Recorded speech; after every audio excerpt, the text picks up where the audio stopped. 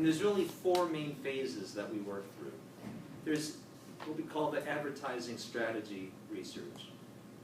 The first thing we need to identify is what's broken in our strategy in order for us to come up with an improvement on that strategy. So that's what advertising strategy research does. Then you've got the concept research. Once I've identified what things I need to impact and change, then I need to say, okay, now how am I creatively going to come up against this problem? What solutions do I have from a creative ad perspective? Okay. Then you do pre-testing. Pre-testing could be, for instance, an eyeball tracker, right? Like I mentioned before, that little 4-year-old in that box of tricks. That's a real thing that they're doing. I'm not making that up, right? And then 4, post-testing, meaning we want to know, we ran some ads. Do people remember the ads?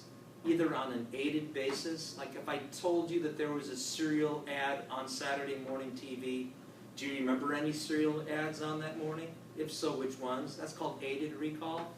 And unaided recall is, there were a bunch of TV ads on TV, or ads on TV last night. Which ones do you remember seeing? That's a harder question, right? But I know how effective my ad is based on how much of that cream rose to the top, right? All right, so let's look at this a little bit in more depth. There's 4 things going on here. There's the ad strategy research, like I mentioned. And if I peel away this first box, from a timing perspective, this research happens before the creative work begins. Right? This is the research that drives or propels the rest of the project. The problem is, we're trying to define what the problem is in the business so that we know that whatever creative tactics and strategies we put together are going to be on target, okay? And it could be the audience that we're trying to communicate with. It could be what sort of media do we select. And the media that we're going to choose is based on the habits of the target market themselves. If I know that I'm trying to communicate with 16-year-old boys, I know that I'm not going to run an ad on 60 Minutes. It would be a complete misconnect, right? Also the message element. What are the things that a 16-year-old boy needs to hear about in order to tell mom and dad, hey, mom and dad, can I have some allowance money so I can go out and buy that widget, right? Then there's techniques behind it. Techniques could be, we want to shift attitude of the consumer. Don't like it now, like it more. If I know that I move the needle in that direction, I was successful. We can talk about usage studies.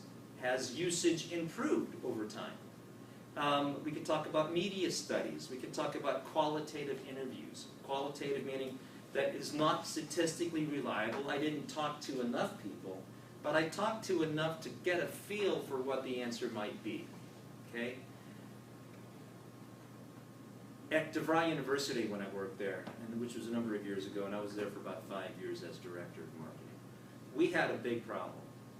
We knew that we had about 95% level awareness for the brand name DeVry University.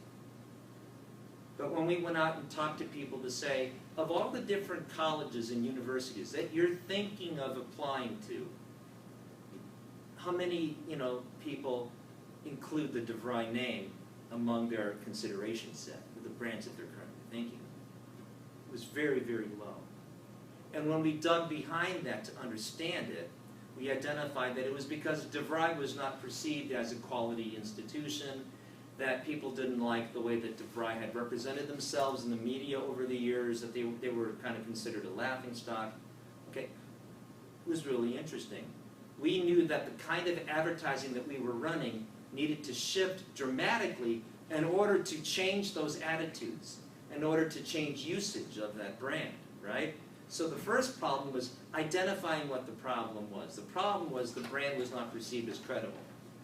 Then we got into a creative strategy about what are the ways we need to show ourselves and what are the messages that need to be told in order to help people see this in a different way. So we did what we called time series studies. We did waves of them, the longer that the new campaign ran. And we did see that over time, we were able to improve the attitude and the opinion of people towards the brand. Now, it was never anywhere like the 95% that the brand had awareness factor for, but it was certainly better than like the 3 or 4% of people who said, yeah, I'm thinking about going there, that we originally had. Okay?